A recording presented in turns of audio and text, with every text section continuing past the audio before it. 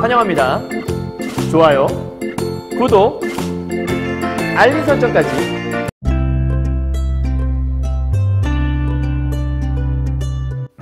안녕하세요. 경화여고 1학년 독서와 문법 완전 정복 B반, C반 학생 여러분 만나서 반갑습니다. 선생님은 세계 최강 국어쌤 조인수 선생님입니다.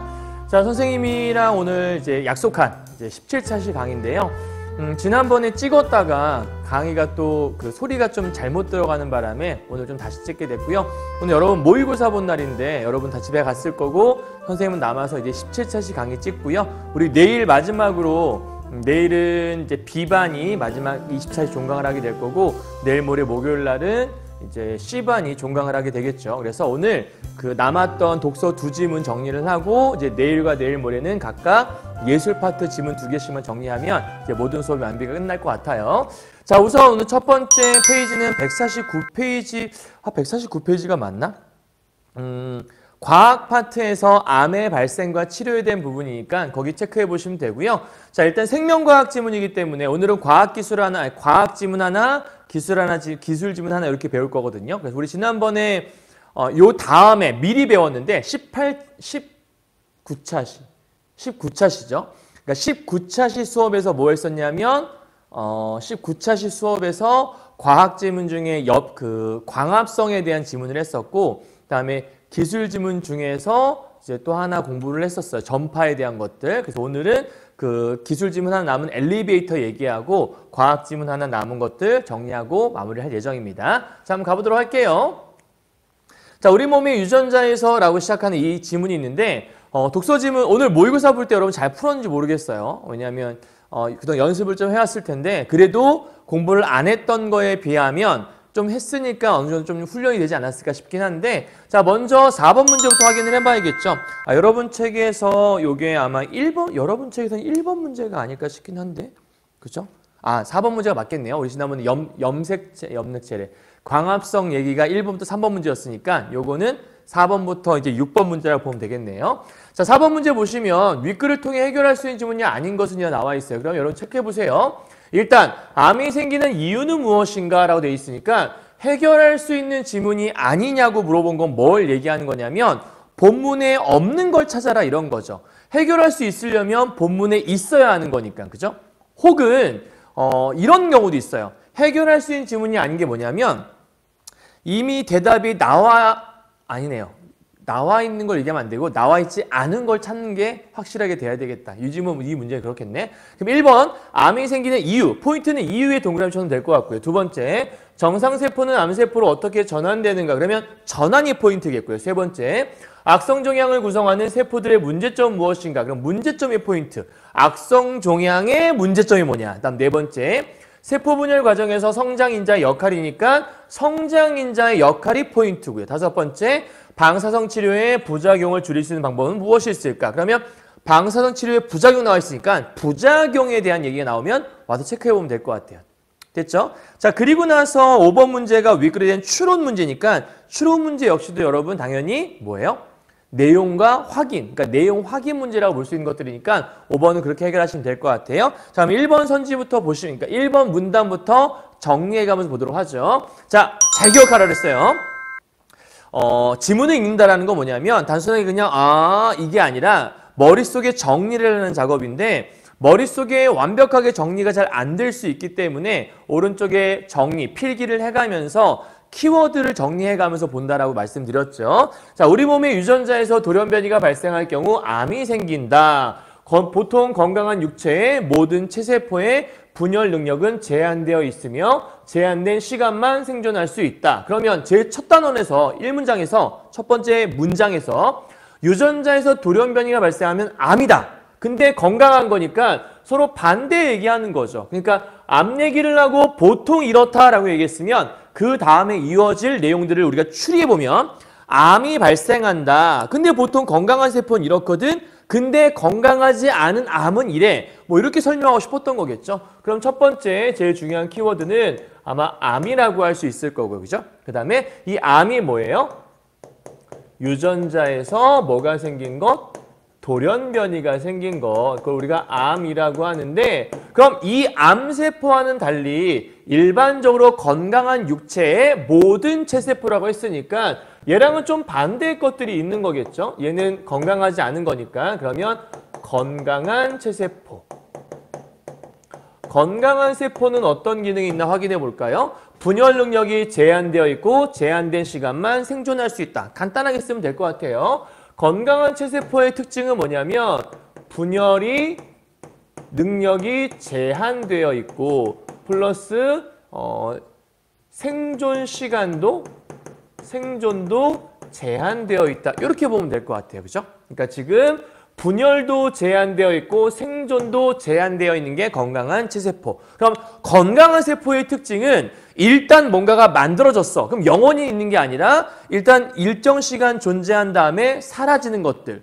분열. 우리가 보통 세포는 분열한다고 하잖아요. 하나가 두 개가 되고 두 개가 네 개가 되고. 근데 그 분열도 영원히 되는 게 아니라 일정 부분 됐으면 멈춘다. 우리가 과유불급이라고 하죠. 뭐든지 넘치면 좋지 않잖아요. 그러니까 일반적인 건강한 세포의 특징은 뭐냐면 일정 부분 증가했으면 혹은 일정 시간 존재했으면 사라지거나 멈춘다가 포인트인데 세포 분열이 일어나기 위해서는 성장인자가 세포를 자극해서 그럼 봐요 여러분. 성장인자는 세포를 자극하는 거고 이 세포에서 그 결과 성장 활성화 신호를 전달하는 거예요. 그죠? 그러니까 일반적으로 세포 분열이라고 하는 게 왜 일어나는가 봤더니 이 세포 분열의 특징은 성장인자라는 애가 있고 이 성장인자의 역할은 세포를 자극하는 거고 그 결과 뭘 하는 거냐면 성장 활성화라고 성장 활성 신호를 전달해 주는 것. 요게 이제 일반적인 성장인자의 특징이라고 하는 거죠. 그리고 이 성장인자는 뭐랑 연결된 거냐면 요 분열과 연결되는 거예요. 그러니까 세포가 분열된다라는 건 이 성장인자가 작용을 해서 세포를 자극한 후에 성장 활성해라 라고 신호를 전달해 주는 게 성장인자의 기능인가 봐요. 또한 세포는 분열 과정 중에서 문제가 발생하면 조건이죠. 항상 조건은 출제 키워드가 된다고 얘기했어요. 자, 분열을 멈추고, 자, 문제가 발생했으니까 분열을 멈추죠. 그 결과 문제가 생긴 것은 스스로 죽는다. 자, 여기까지는 뭐 얘기겠어요? 당연히 건강한 육체. 아, 그러면 지금 우리가 설명하고 있는 성장인자가 세포 자극에서 성장 활성 신호를 전달하는 건데 만약에 이런 분열 과정 속에서 뭐가 생긴다? 문제가 발생을 하게 되면 어떻게 돼? 분열을 멈추게 되고 그 결과 죽는다까지 가는 게 어떤 거에 대한 이야기냐면 건강한 체세포의 이야기라 볼 수 있어요. 그죠? 그러니까 건강하다면 뭔가 세포 분열을 하다가도 문제가 발생했어? 그럼 멈춰. 그리고 스스로 죽는다. 이게 건강한 세포라는 건데 그런 데가 나오잖아요. 그러면 얘랑 얘가 서로 뭐라는 걸 알 수 있냐면 대조라는 걸 알 수 있죠. 자, 지금부터는 암세포 얘기를 할 거란 얘기예요. 자, 이 암이란 놈은 뭐냐? 특징이 내려오죠. 얘는 성장인자가 없다라는 거예요. 성장인자가 없어. 그런데 분열을 멈추지 않는다. 분명히 성장인자의 기능이 뭐였죠?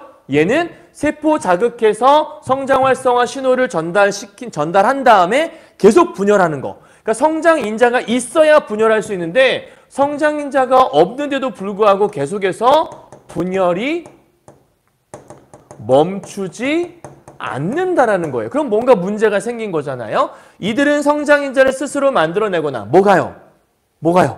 바로 암세포가요. 그죠? 그러니까 암세포의 기능이 뭘 하는 거냐면 여기서 지금 암세포에 대한 얘기를 하고 있는 거예요. 암세포는 성장인자가 없음에도 불구하고 분열을 멈추지 않고 이 암세포의 특징 써보자. 1번 성장인자를 스스로 생성하거나 또는 성장인자가 없음에도 불구하고 신호 전달 경로의 이상으로 성장 활성화 신호가 세포 내에서 생성된다. 그러면 어떻게 돼요? 계속 만들어지겠죠? 그러니까 분열을 멈추지 않는 가장 중요한 이유가 뭐냐면 계속해서 성장 활성화 신호가 전달된다라는 거예요. 그죠? 그러니까 지금 암세포의 특징, 정상적인 세포라면 일반적 성장인자가 존재해야 돼. 근데 존재하면 세포를 자극해서 성장 활성화 신호를 막 보내주게 되고 그러면 세포 분열이 일어나서 점점점 많아지게 돼. 그런데 얘는 성장인자가 없음에도 불구하고 분열을 멈추지 않게 활성화 신호를 전달해주고 또한 이 암세포는 성장인자가 스스로 막 생겨나기도 해. 너무나 특이한 케이스인 거죠. 그래서 밑에 보니까 암세포는 영양분이 계속 공급되기만 하면 이게 조건이잖아요. 그죠? 그러면 무조건 암세포는 무조건 자란다 이게 아닌 거예요. 암세포에 조건이 하나 있어. 얘가 생존할 수 있는 조건은 뭐냐면 영양분이 뭐 돼야 돼요? 영양분이 공급되기만 한다면 그 결과 어떤 일을 벌일 수 있냐면 무한정으로 분열할 수 있다. 그러니까 지금 영양분이 공급되지 않는다면 무한정 분열할 수 없을 수 있겠죠. 그러니까 조건을 잘 보셔야 된다는 얘기예요. 자, 그러면 이 1문단의 핵심 포인트는 딱 두 가지라 할 수 있죠. 정상적이라면 이런데 암세포는 이래라고 얘기했으니까 정상세포와 암세포의 비교가 나와 있다고 얘기하시면 되는 거예요. 그죠? 어렵지 않은 지문이었어요. 정상과 암세포의 비교. 그러면 이 얘기가 어디 나와 있다고 얘기할 수 있냐면 일단 기본적으로 여러분 5번 문제인데요. 5번 문제 1번 보시면 암세포는 정상세포와 달리 분열 가능한 횟수가 제한되어 있다. 자, 암세포는 방금 뭐라 그랬냐면 무한적으로 분열할 수 있다고 얘기했잖아요. 그렇지? 정상세포라면 분열이 안 될 수 있는데 얘는 분열을 멈추지 않아라고 얘기했으니까 제한되어 있다? 요거는 조금 아니라고 볼 수 있겠는데 그럼 아마도 5번에 1번은 답이 될 가능성이 좀 크긴 한데요. 일단 계속 보면서 얘기하도록 할게요. 자, 이 문단 갑시다.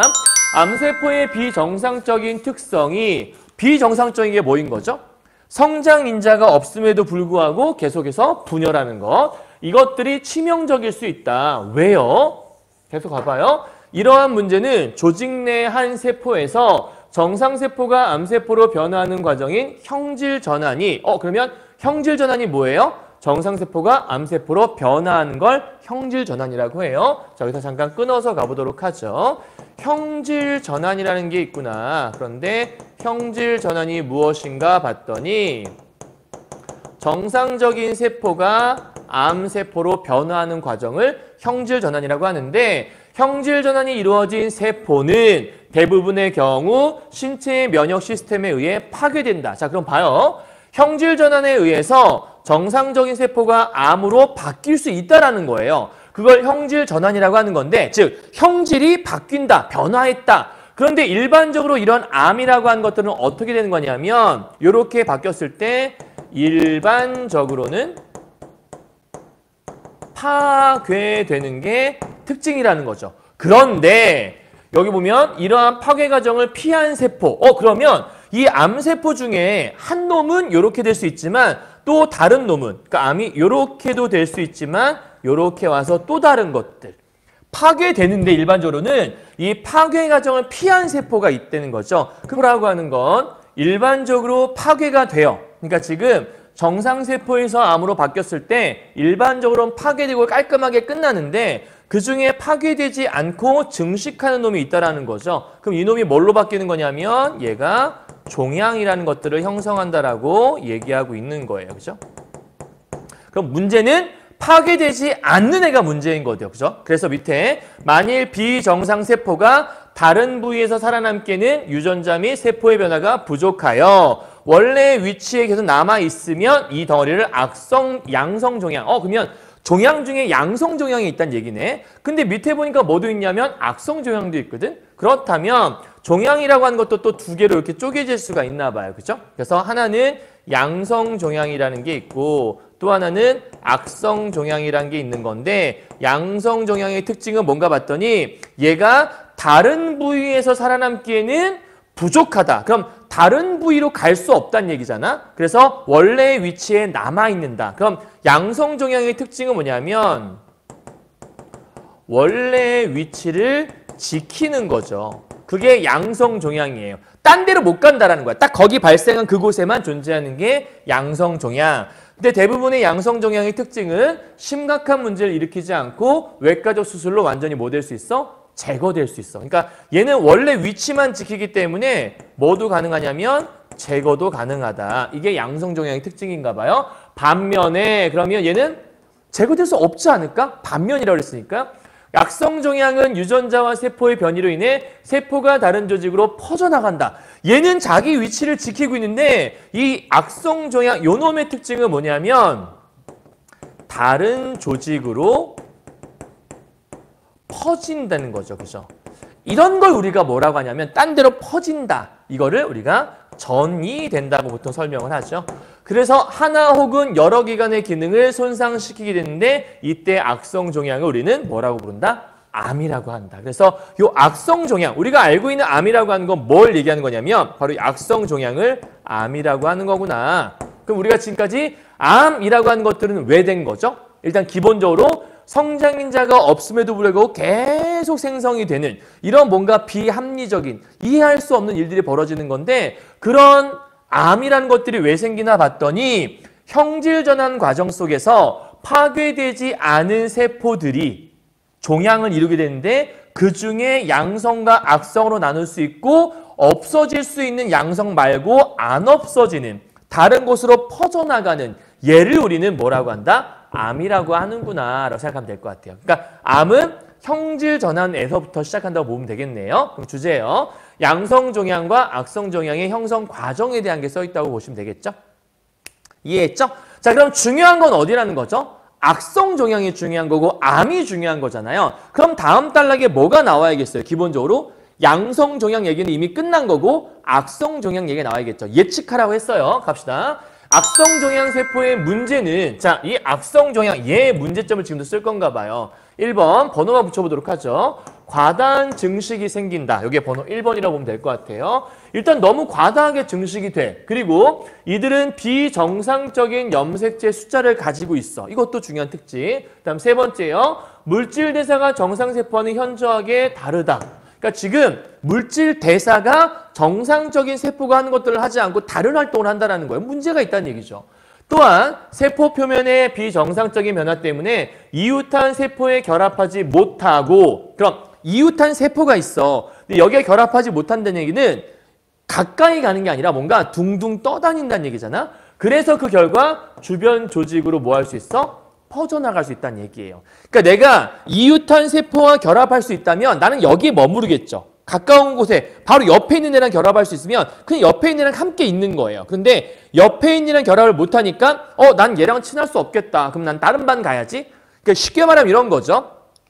같은 반에서 친할 수 있는 친구가 있으면 그냥 같은 반에서 놀면 되는 거예요. 그죠? 내 이웃한 친구들과 놀면 되는 건데 여기 있는 친구들이 나랑 어울릴 수가 없어. 그래서 내가 뭔가 조화를 못 이루고 있어. 그러면 나는 다른 반 갈래? 하고 다른 곳으로 갈 수 있잖아. 그런 문제가 된다는 거죠. 왜냐하면 그 문제 있는 세포가 여기만 있는 게 아니라 딴 데로 즉 심장이 아니라 간에 있다가 간에서만 존재했으면 여기서 떼내버리면 되는 건데 이게 위로 가고 12지장으로 가고 딴 데로 가버린다는 얘기인 거예요. 자, 그래서 이게 네 번째 특징이 될 수 있겠고 다섯 번째 종양으로 혈관이 자라도록 유도하는 신호물질을 분비한다. 그러면 종양으로 혈관이 자라게 되면 혈관이 이렇게 자라게 되면 종양으로 향해 갈 수 있게 되는 거잖아요. 이런 신호물질을 분비하게 되어서 다섯 번째 특징이요. 몇 개의 암세포들이 원래 종양으로부터 떨어져 나와. 그러면 몇 개의 암세포들이 종양에서부터 떨어져 나와서 혈관이 자라고 있으니까 혈관을 타고 들어가서 어디로 가? 다른 부위로 가. 그럼 결과적으로는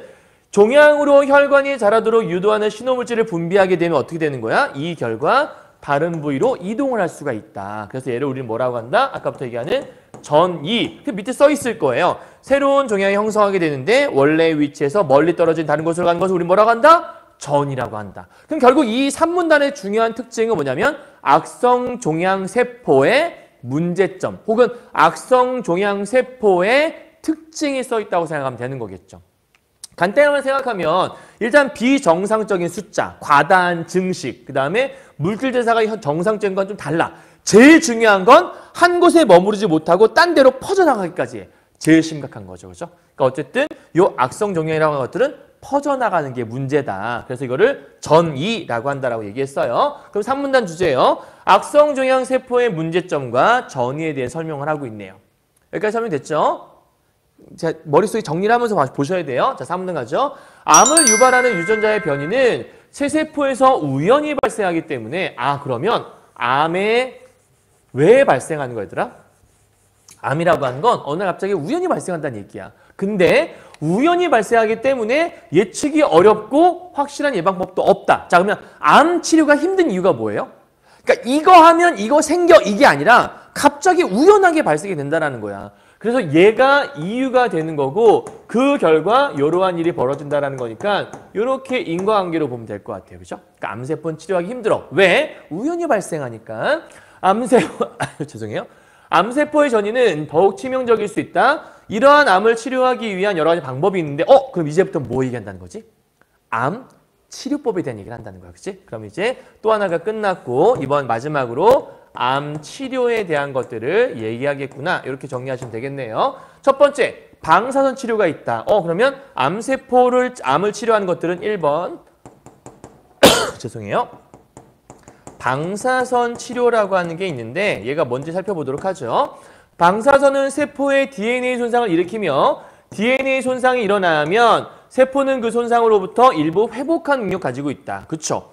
우리 몸은 기본적으로 원래의 형태로 돌아가려는 성질이 있기 때문에 방사선이 DNA 손상을 일으키게 되면 그 세포가 다시 회복해야지 이제 이렇게 회복하는 능력을 갖고 있다는 얘기예요. 근데 암세포는 DNA 손상을 회복하는 능력이 정상세포에 비해 작아서 방사선을 쬐었을 때 더 많이 손상된다는 거예요. 그러니까 일반적인 세포라면 방사선을 쬐? 그러면 잘 회복이 돼. 근데 암세포는 회복 능력이 조금 작아. 그러니까 한번 파괴되면 잘 회복이 안 돼. 그래서 한 곳에 모여있는 종양은 고에너지의 방사선 조사를 통해. 그럼 얘들아 이때 조사가 뭐야? 이때 조사는 쏜다는 얘기지 뭔가를 조사한다 이런 얘기가 아니야. 그래서 요 단어 꼭 외워두는 게 좋아요. 왜냐하면 어휘 문제 할 때 이거 잘 나오거든요. 방사선 조사. 방사선을 조사해야지 이게 아니라 방사선을 쪼인다 이런 뜻인 거예요. 그래서 방사선 조사를 통해 치료할 수 있다. 그러면 무슨 얘기냐면 방사선 치료는 방사선을 쏘인다라는 거예요. 그러면 일반적인 세포는 방사선을 쐈을 때 DNA가 회복이 잘 되긴 하는데 암세포의 경우에는 회복 능력이 떨어지니까 방사선을 쪼여서 얘를 죽여버리면 다시 회복하는 게 느려질 수 있다 이런 뜻이겠죠. 그래서 방사선 치료는 한마디로 그냥 방사선을 뭐 하는 거예요? 조사하는 거예요. 그러면 회복이 잘 돼야 안 돼요? 회복이 잘 안 된다. 왜? 암세포는 회복력이 떨어지니까. 자, 둘째, 전이되었거나 전이가 의심되는 종양을 치료하기 위해 그러면 일단 전이가 이미 됐어. 혹은 전이가 의심되는 종양이 있단 말이에요. 그럴 때 활발히 분열하는 세포에 독성이 있는 약물. 이번엔 두 번째는 뭐가 있냐면 약물을 주입하는 거네. 그럼 2번이에요. 이번에는 화학요법이 있는데 방사선 치료는 방사선을 쏘는 거였고요. 이 화학요법이라고 하는 건 뭘 봤냐면 약물을 주입하는 게 화학요법이구나. 그럼 약물 중에서 독성이 있는 걸 집어넣어서 그 독성을 뭔가 죽이는 건가 보죠. 넘어갑시다. 자, 화학요법에 사용되는 약물은 세포 분열의 특정 상태를 저해하는 물질이다. 그러면 암세포의 특징은 뭐였지? 계속해서 전이가 일어나고 계속해서 분열되는 게 특징이었던 거잖아. 그 계속해서 분열되는 걸 막아주는 게 바로 이 약물인가 봐요. 특정 단계를 저해한다고 했으니까 세포 분열의 특정 단계를 저해하면 세포 분열이 일어나지 않겠죠. 텍솔, 텍솔이라고 하는 게 바로 그 약물이구나. 대표적인 화학요법에 사용된 약물로서 미세소간의 분해를 저해해서 세포가 세포 분열의 한 단계인 중기를 넘지 못하게 한다. 화학요법에 부작용이 있다. 그럼 뭔 얘기냐면 약물을 주입하는 건 요 단계를 거쳐서 암세포가 전이가 되는 건데 중간 단계를 끊어버린 역할을 하는 게 이 약물인가 봐요. 근데 문제가 뭐냐 봤더니 이들 약물이 자주 분열하는 정상세포에도 그러면 화학요법이라는 게 문제가 뭐였냐면 정상세포에도 작용할 수 있다라는 문제점이 있었구나. 그래서 암 치료할 때 메스꺼움, 우엑 하는 것들 이런 것들이 화학요법이 장세포에 영향을 미친 결과이며 머리카락이 빠지는 것. 그러면 화학요법의 부작용은 메스꺼움, 또 하나는 머리카락 빠지는 것들, 그 다음에 감염에 취약해지는 것들. 이게 전부 다 뭐예요? 화학요법의 부작용이라고 할 수 있다는 거예요. 그러니까 약물을 쓰게 되면 암세포가 더 자라지 못하게 만들어주긴 하지만 안타깝게도 메스꺼움이 나타나거나 혹은 머리카락이 빠지거나 혹은 감염에 취약해질 수 있는 단점이 있다라고 설명을 하고 있는 거죠. 그러면 여기는 방사선 치료와 화학요법을 통해서 암을 치료하는 거에 대해서 설명을 하고 있는 거네요.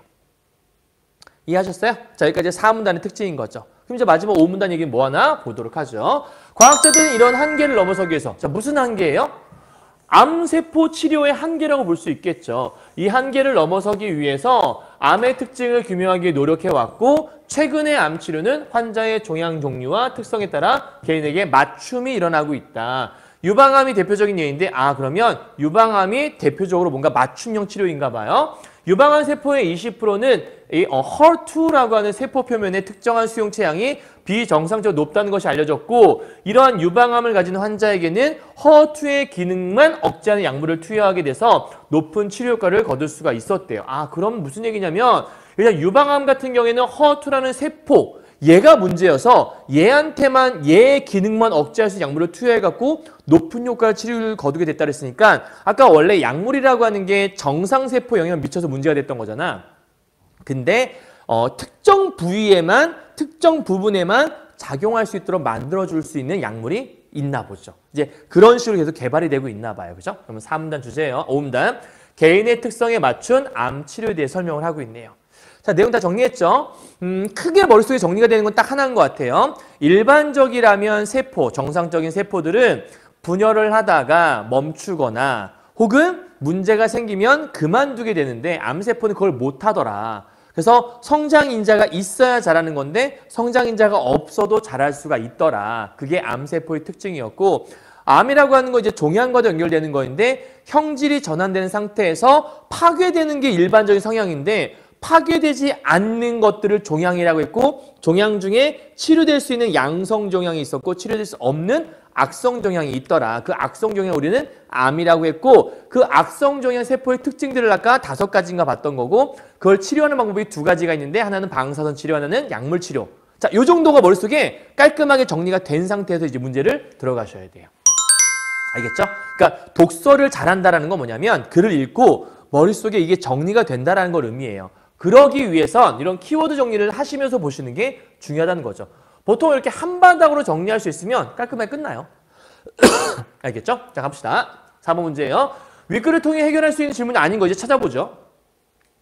암이 생기는 이유 뭐였죠? 왜 생기는 거였지, 암은? 요게 암이었잖아. 요런 과정 때문에 생긴 게 암이었고. 2번이요. 정상세포는 암으로 어떻게 전환되는 거였죠? 형질 전환을 통해서 암세포로 바뀌는 거. 아까 얘기했던 거예요. 그죠? 다음 3번째. 악성 종양 구성하는 세포들의 문제점이 뭐였죠? 아까 5가지 설명했었죠. 다음 4번째요. 세포 분열 과정에서 성장인자의 역할이 뭐였죠? 성장인자라고 하는 것들은 아까 뭔가 분열하도록 뭔가 활성화되는 것들을 만들어주는 거였죠. 5번째, 방사선 치료의 부작용을 줄일 수 있는 방안은 뭐가 있었을까? 방사선 치료의 부작용은 나와 있지 않았죠.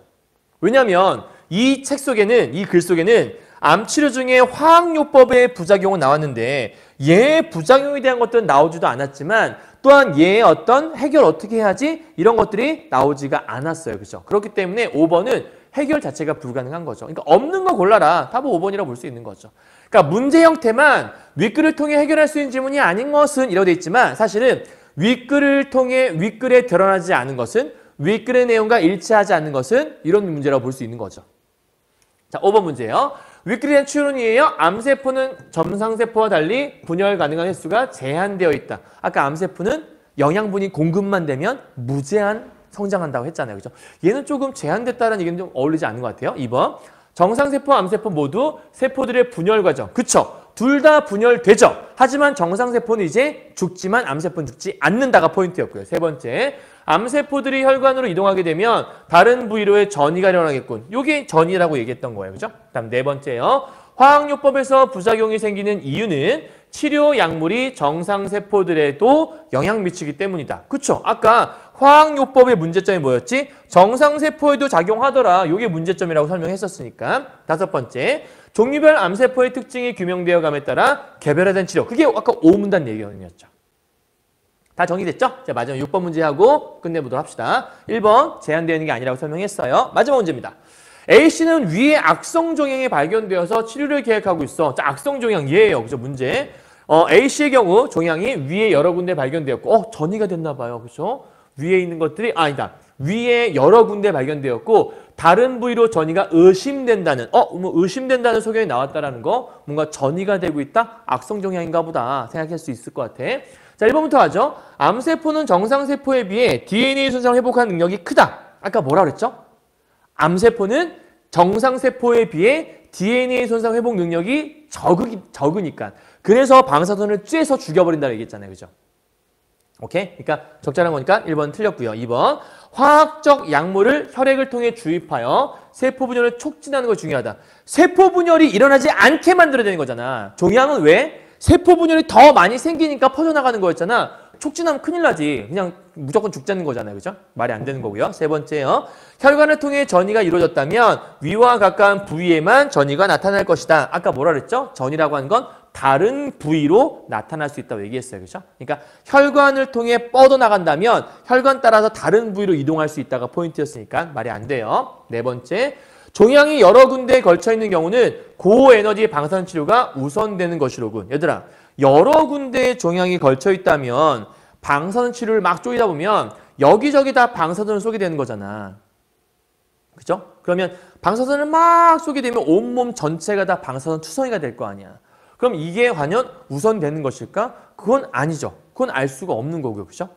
아까 우리가 뭐가 있었냐면 아까 문제 속에서 전이 되었거나 그러니까 사문단에서 둘째 번에 전이 되었거나 전이가 의심되는 종양 치료하려면 활발히 분열하는 세포에 화학요법 사용한다 나와 있잖아요. 그러니까 지금 여러 군데 걸쳐 있는 경우라는 게 요 얘기하는 건데 이 보기에서 다른 부위 전이가 의심돼 그럴 경우에 뭐 쓰는 게 좋다? 아까 얘기했을 때 화학요법을 쓰는 게 좋다라고 얘기했잖아. 그러면 얘를 우선시하면 돼요? 안 돼요?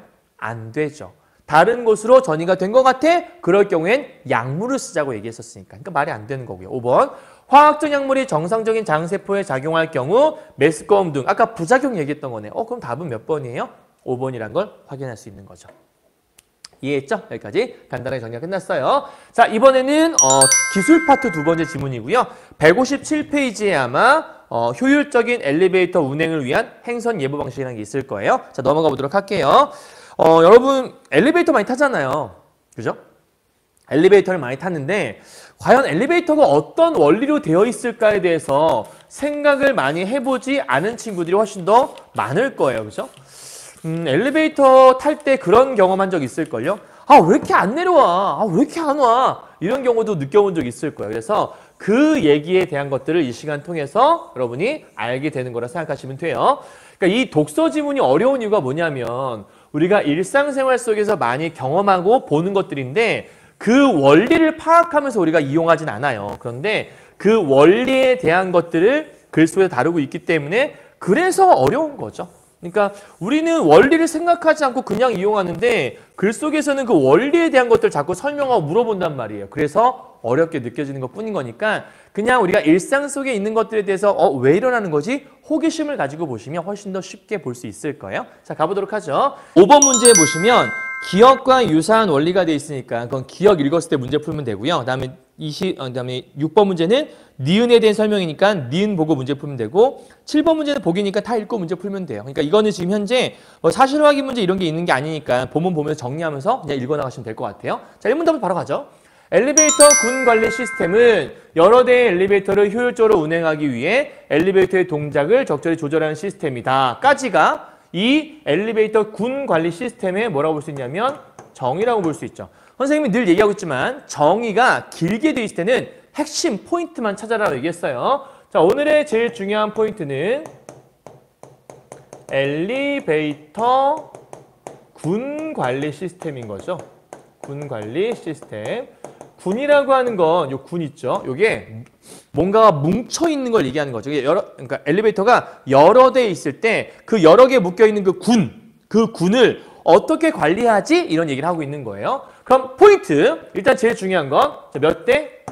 여러 대의 엘리베이터를, 그죠? 그러니까 핵심만 찾아봐요. 여러 대의 엘리베이터를 어떻게 하기 위해서? 효율적으로 운행하기 위해서 뭐 하는 거예요? 조절하는 거죠. 그러니까 지금 이 엘리베이터 군 관리 시스템의 핵심이 뭐냐라고 누군가가 물어본다면 한마디로 얘기해서 엘리베이터가 여러 대인데 그 여러 대의 엘리베이터를 효율적으로 뭐 할 건데? 조절하는 거. 요게 엘리베이터 군 관리 시스템. 간단하죠? 엘리베이터 군 관리 시스템이 뭐예요?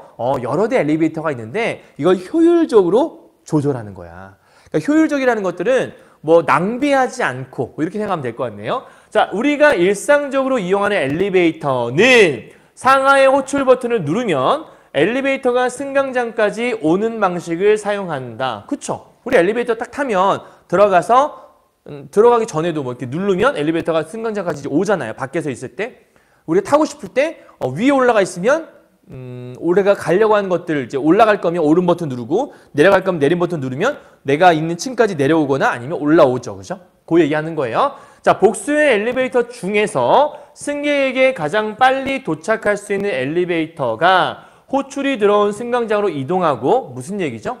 여러 개의 엘리베이터 중에서 예를 들면 어떤 엘리베이터는 21층에 있고 어떤 것들은 5층에 있어. 근데 내가 1층에 눌렀어. 그러면 나한테 제일 빨리 올 수 있는 것들, 걔를 이렇게 불러들인다는 얘기죠. 이동하고 승객은 엘리베이터에 탄 뒤에, 자 포인트는 어디 있어요? 탄 뒤에요. 탄 뒤에 각자 자신이 원하는 행선층의 버튼을 누른다.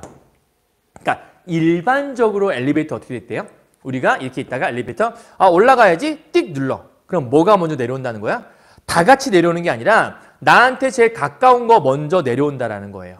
나한테 가까운 것들. 그래서 내가 들어간 다음에 행선층 버튼을 누른다라는 거죠. 이때 승객들의 선택이 다양할수록 엘리베이터를 이용하는 시간이 길어진다는 문제가 발생한다는 거죠. 자, 그럼 이제 간단히 써볼게요. 일반적인 사례를 지금 얘기하는 거야. 일반적으로는 어떤 일이 벌어져? 일반적으로는 사람들이 여러 명이 다양한 곳에 가고 싶은 거야. 그래서 이용하는 예를 들면 나는 뭐 3층 가고 싶은데 내 옆 사람은 5층 가고 싶고 그 옆에 사람은 21층 가고 싶고 이러면 21층 가려는 사람은 한 방에 쭉 올라가면 좋은데 매 층마다 이렇게 멈출 거 아니야. 그치? 오케이? 그럼 너무 힘들잖아. 그럴 때 내가 어떻게 생각하겠어? 3층, 5층 갈 거면 걸어가든가 옆에 거 타지. 이렇게 마음 먹을 수도 있는 거잖아. 그치? 그런 얘기를 한다고 보시면 될 것 같아요. 자, 그래서 일반적인 경우에는 어떤 얘기냐면 이용 시간이 길다는 문제점이 발생을 한다라는 거예요. 그래서 이런 문제에 좀 더 효과적으로 대응할 수 있는 방식이 뭐냐면 행선 예보 방식. 그러면 이용 시간이 길다는 문제가 나왔으니까 이 문제에 대해서 뭘 찾고 싶은 거야? 이거에 대한 해결책. 그 해결책이 뭐냐면 행선 예보 방식을 쓴다라는 건데 행선 예보 방식이 뭘까? 아직은 정확하게는 모르지만 요 이용 시간이 길다는 것에 대한 문제점을 뭐 하는 거? 해결해 주는 것. 그럼 아마도 얘가 이용 시간이 길다는 문제가 있었으니까 행선 예보 방식은 이용 시간을 줄여준다는 역할을 할 수 있겠죠. 그 정도는 예측을 하면서 글을 읽어야 돼요. 그럼 1문단 주제예요. 엘리베이터 군관리 시스템의 정의 그리고 왜 등장하게 됐는지. 엘리베이터 군관리 시스템이라고 하는 건 그럼 결과적으로 뭐 하는 거죠? 시간을 줄여주는 게 포인트겠구나. 이걸 생각하면 되는 거예요. 그죠? 자, 바로 2문단 가볼까요? 엘리베이터 군관리 시스템 중 하나인 행선 예보 방식은 우리가 예상했던 게 맞네. 여기서 말하는 행선 예보 방식이 뭔가 봤더니 엘리베이터 군관리 시스템이야. 그러면 엘리베이터 군관리 시스템이 뭐였지? 여러 대의 엘리베이터가 있을 때 효율적으로 조정하는 거인데 그 조정을 통해서 시간을 줄이는 게 이거겠구나. 밑에 보죠. 기존의 방식과 달리 그럼 얘들아 기존의 방식은 뭐였어?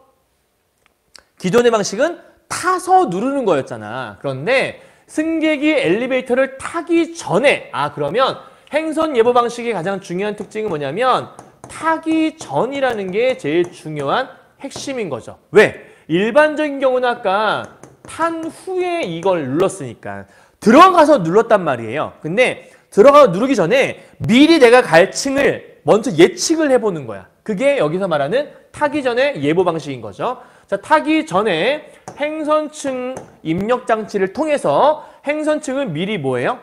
요거를 미리 입력을 해요. 그러면 타기 전에 띡띡 행선층을 미리 입력하자. 요게 바로 행선 예보 방식을 얘기하는 거구나. 그럴 때 승객들의 행선층 정보를 바탕으로 승객의 대기 시간과 이동 시간, 각 층에 타고 내리는 승객 수 등을 계산해서 승객이 타야 할 엘리베이터가 배정된다라고 써 있네요. 간단한 내용이에요. 쉽게 말하면 일단 타서 어디를 갈지 모르는 상태에서 그냥 타서 누르면 운이 좋으면 뭐 모두가 다 5층 간다. 5층으로 한 번에 가겠죠. 근데 아까 얘기했지만 누군가는 뭐 3층을 가기도 하고 누군가는 막 지하 2층을 가기도 하고 여러 층을 가는 거야. 그러면 모든 층을 다 서야 되는 문제가 생기니까 시간이 길어질 수 있잖아.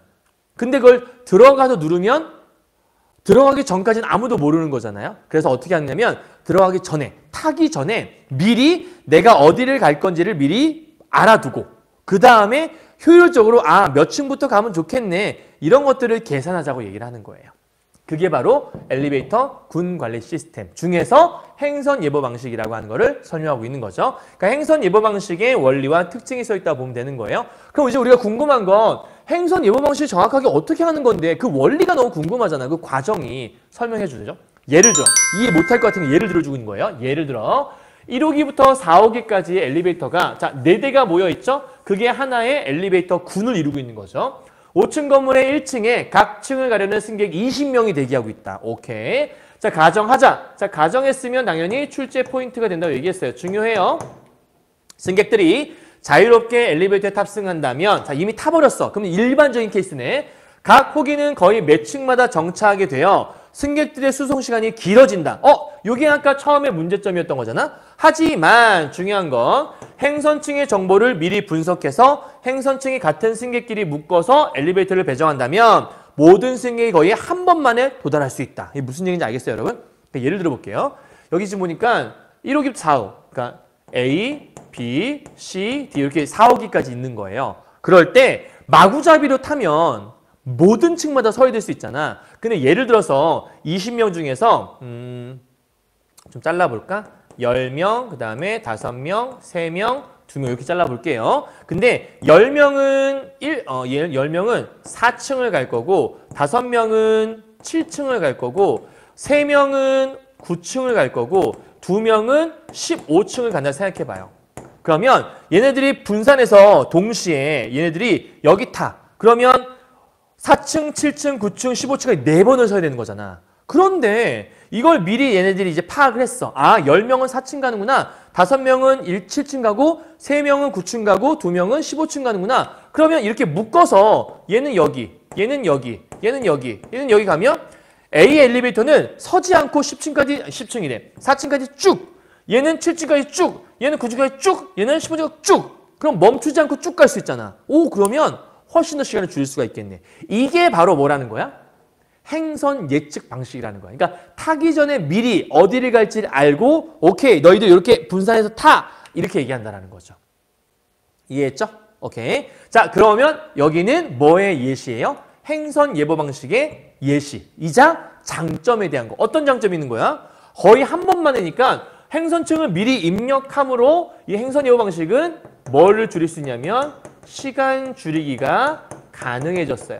일반적인 거의 문제점을 해결할 수 있었네요. 그죠? 자, 그런데 4문단 가볼게. 이때 하나의 엘리베이터에 같은 층을 가려는 사람들만 배정하면 승객의 수송 시간은 단축되지만 대신 운행해야 하는 엘리베이터의 수가 많아져서 전력 소비량이 늘어날 수 있대. 왠지 알겠어? 아까 설명했지만 지금 현재는 4층만 가려는 사람도 있었잖아. 근데 예를 들어서 21층까지 있는 아파트인데 21층까지 가려는 사람들이 1층, 2층, 3층, 4층 21명이 모여있다 생각해봐. 그러면 한 방의 시간을 줄이려면 21대가 있어야 되지. 각 층마다 엘리베이터가 한 대씩 있어야 될 거예요. 그죠? 그러면 엘리베이터가 21대가 필요한 거잖아. 그럼 엘리베이터 쓰는 만큼 다 돈이 전기를 쓰게 될 거고. 그러니까 시간 줄이기는 가능했는데 문제는 뭐냐면 플러스 전력 소비량이 늘어난다라는, 그렇죠? 그러면 얘는 장점이라고 볼 수 있었지만 안타깝게도 전력 소비량이 늘어나는 단점이 존재한다라는 거죠. 그럼 이제 우리가 궁금한 건 단점 나오면 늘 뭐 나오죠? 예측해보면 단점에 대한 해결책이 나오잖아요. 그죠? 그래서 계속 가봐요. 전력 소비량을 고려하면 여러 대의 엘리베이터를 운행하는 것보다는 최소의 엘리베이터를 운행하는 것이 효율적이다. 우리는 아까 처음 얘기했지만 군 관리 시스템의 포인트는 효율적인 운행인 건데 여러 대를 쓴다는 건 너무 비효율적이야. 그러니까 여러 대를 쓰더라도 최소한의 여러 대를 쓰는 게 제일 좋다라는 거죠. 그래서 행선 예보 방식은 승객의 수송 시간과 전력 시간을 고려해서 행선층이 조금 달라진 게 있어. 아까는 똑같은 승객들끼리 모아서 보냈는데 이번에 중요한 포인트. 비슷한 승객을 같은 엘리베이터에 타도록 배정한다. 쉽게 말하면 한 4층, 5층 가는 사람들을 한 엘리베이터에 태우는 거죠. 그러면 4층하고 5층만 가면 되는 거니까. 근데 막 4층, 21층, 7층 막 이렇게 있으면 마구마구 갈 거 아니에요. 그죠? 그래서 이 전력 소비량을 줄이기 위한 요거에 대한 해결책을 하나 제시한 게 뭐였냐면 이 해결책으로 나온 것들은 행선층이 비슷한 사람들끼리, 그죠? 비슷한 사람들끼리 묶기. 요게 해결책이라고 볼 수 있다. 그러면 4문단 주제는요. 행선 예보 방식의 전력 소비량을 감소시킬 수 있는, 감소할 수 있는 방법이 뭐냐라고 설명하고 있는 거죠. 이해했죠? 자, 그럼 이제 5문단 마지막이에요. 행선 예보 방식의 시스템. 그러면 이 행선 예보 방식이 도대체 어떤 시스템으로 되어 있는데 그게 궁금했던 거야. 그래서 지금부터는 뭘 쓸 거냐면 여기다가 행선 예보 방식의 시스템에 관한 얘기를 지금부터 하게 될 거예요. 자, 지금까지 행선 예보 방식이었고요. 얘가 여러분 기억이었고요. 얘가 니은이에요. 기억과 니은 문제 있었죠? 해결할 수 있어야 돼요. 자, 정리합시다.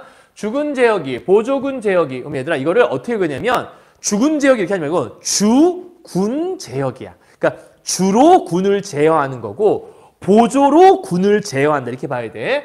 호기 제어기 행선층 입력 장치, 원격 모니터 장치로 구성되는데 승객이 각 층에 설치된 행선층 입력 장치를 통해 얘들아 과정 나와 있네. 선생님이 맨날 얘기하는데 과학 지문이나 기술 지문은 반드시 지문 어딘가에 한 문단 정도는 꼭 원리나 과정이 들어가요. 그래서 화살표로 연결해야 되는 곳이 있거든요. 여기 정리 잘 하셔야 돼요. 첫 번째, 승객이 각 층에 설치된 행선층 입력 장치를 통해서. 그러면 하나 써볼게. 첫 번째, 얘가 어떤 방식이냐면 행선층 입력 장치라는 것들을 이용한다는 거야.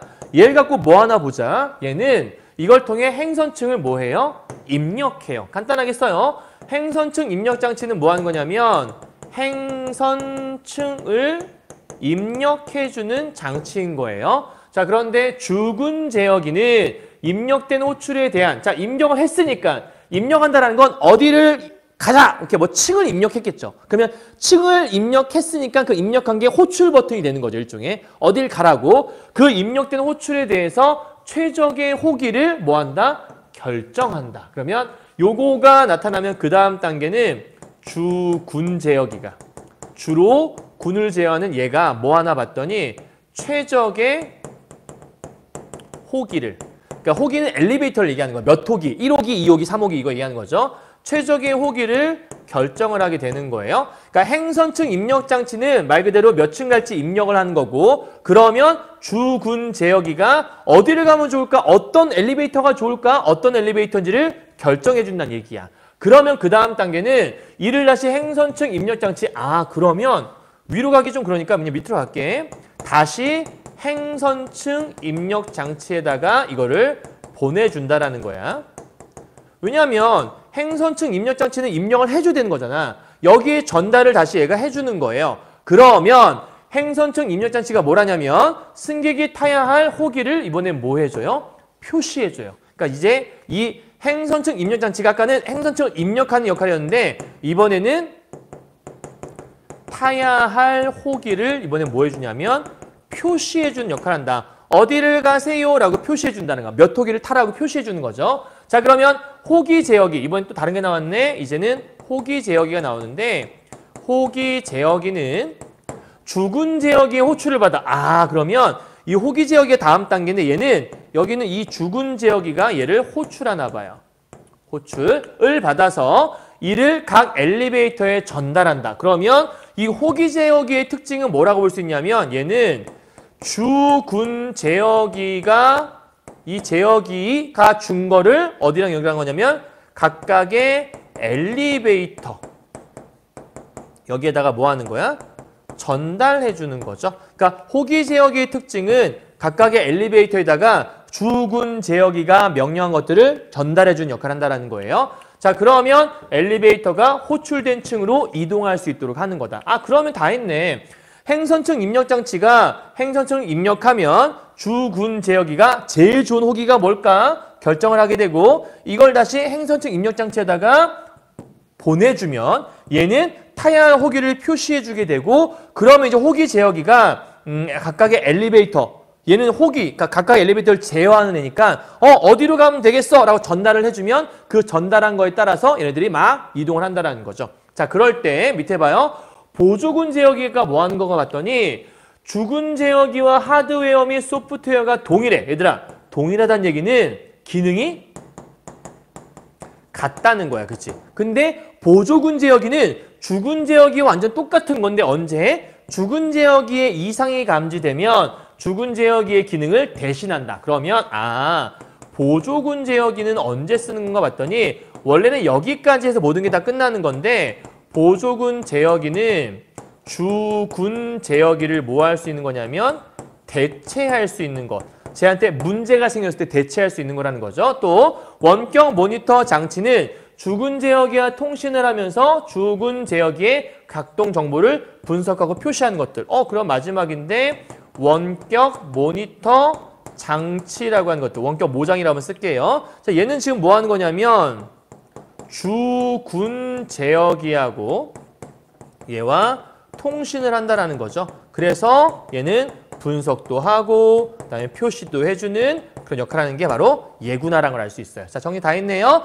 행선 예보 방식 시스템의 구조와 작동 원리에 대한 것들이 써 있다고 보시면 되는 겁니다. 이해하셨죠? 자, 이제 다 했으니까 우리 문제 바로 풀어보도록 머릿속에 정리가 돼 있어야 돼요. 바로 가봅시다. 자, 기억과 유사한 거 얘예요. 행선 예보. 행선 예보 방식의 포인트가 뭐였지, 얘들아? 행선 예보 방식의 포인트는 타기 전이야? 아니면 타서야? 타기 전에 미리 예측해서 가장 좋은 것을 배치하는 거고 행선 예보 방식이 제일 중요한 포인트는 시간을 줄인다라는 데 있었잖아. 그치? 그럼 시간을 줄일 수 있다 이런 얘기 있는 거 찾아야 돼. 어디 있니? 놀이기구 마음껏 탄다 이런 얘기 아니라 어디 있지? 여기 있네. 시간을 단축해준다. 식당에 대기한 손님들에게 미리 주문받아서 시간 단축해준다. 시간을 줄여준다. 이게 기억이잖아. 그 답은 몇 번이야? 무조건 5번이 돼야 되는 거죠.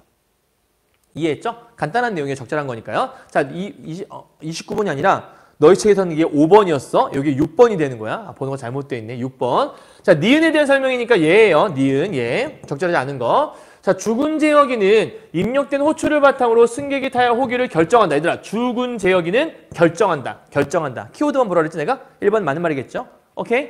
이해하고 있죠? 2번.